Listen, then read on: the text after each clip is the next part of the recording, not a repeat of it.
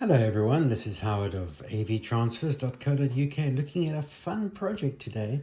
I've had a look at some of the miniature boomboxes available from New Age Toys in the USA, and they've got a lot of amazing things. And then I wanted to sort of research as to what might be around that I hadn't seen before. And just random Googling, I came up with this very interesting thing.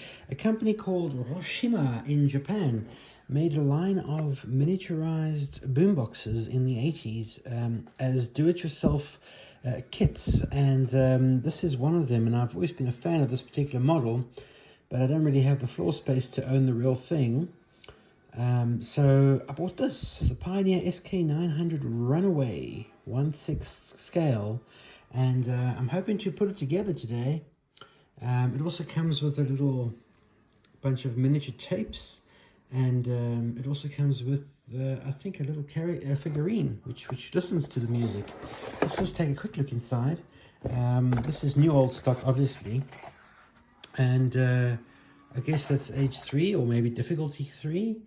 And there's some good instructions here I'm going to take a look at and have a look and see if I can actually put that into a working there you go, not a working, but certainly a complete model is the word I'm looking for.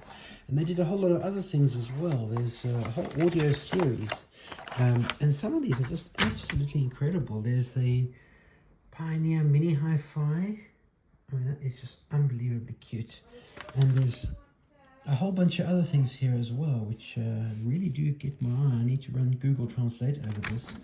But this is the detail it went to, even having separate components.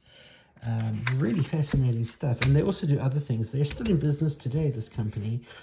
But this is just a quick look at what was available in those times, which is really awesome. And then what else comes in the box? There's a Pioneer Runway SK900 thingy. And there it is. There's some stickers. I'm not too sure where these go. I guess these will probably go over the final product. There's some wires, what look like what will supposedly be wires. And then there's 2 of these. So I'm not sure if you have to paint this afterwards, but there is what looks like, to any standard model builder, a full model of the machine. So very interesting indeed. And of course there's a mailback coupon, which I suspect has passed its sell-by date, but nevertheless very interesting. So I'm going to start getting busy with this and see how far I get, and update you as and when it's prepared. It's a really rainy, miserable 31st of December, so a really good day to do this with a bit of time on my hands. Hopefully the pictures will be enough for me to decode the information. It looks like this is the front, back and sides. This is the handle, and also some figurines. Some kind of little character here. Really interesting. You probably had a name of some kind. Let's see how we go.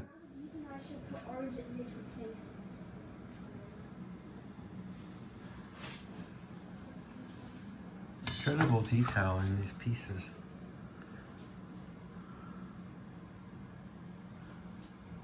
This is some amazing detail in these pieces, and I believe this is probably some sort of a glue, so I don't even need to buy glue.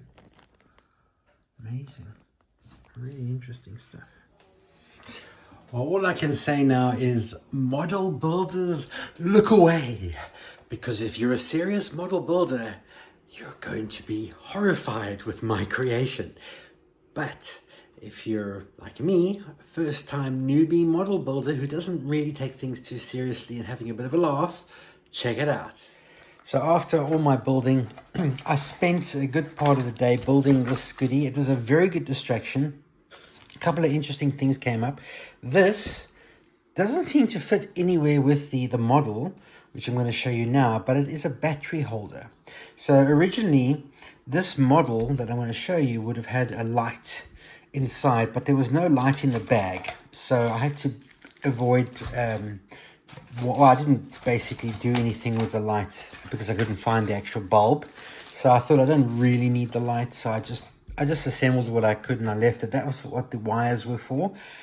I've done some assembly. I had to end up getting some of this Revol Contactor Professional because the glue that was in the packet was totally hard and dry. So I guess even sealed packages dry out after some time, like 30 years. So this is the first figurine I built. I don't know if I did this right. I've started putting a bit of paint on it, but really not great. But nevertheless, this is some kind of a karaoke lady. And without getting too seriously involved with it, just a bit of a laugh, right?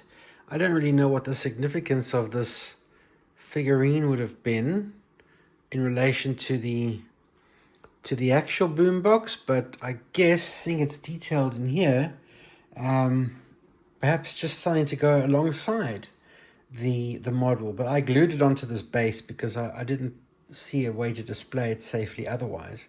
And here's the moment you've all been waiting for. There it is, a miniature boombox.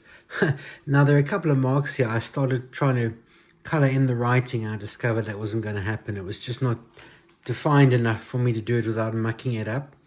But yeah, I assembled the speakers. You know, obviously this is just the model, the handle.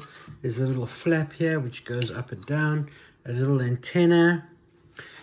There's quite amazing detail on here. And this just gives you an idea what's here. So that little cassette tape is one I actually had to make, which came in the packet. And I had to stick that little display dial on, and these covers and the cones and things. It's all plastic and you have to assemble it yourself. And by no means is that probably the best build you'll ever see of one of these. But just a bit of fun, really. I'd never done something like this. But nice detail in it nevertheless. So just a quick look at the Pioneer project Runaway, which is Aoshima, the company that makes the models. And yes, if you're a serious model builder, I'm sure you would have painted everything with a microscope. But I mean, this thing is small. This thing is really, really small. So quite honestly there, it's actually a lot smaller than I had anticipated. Let's just get some perspective here. Let's put a cassette tape next to it, and there you can get the idea of the size of the model.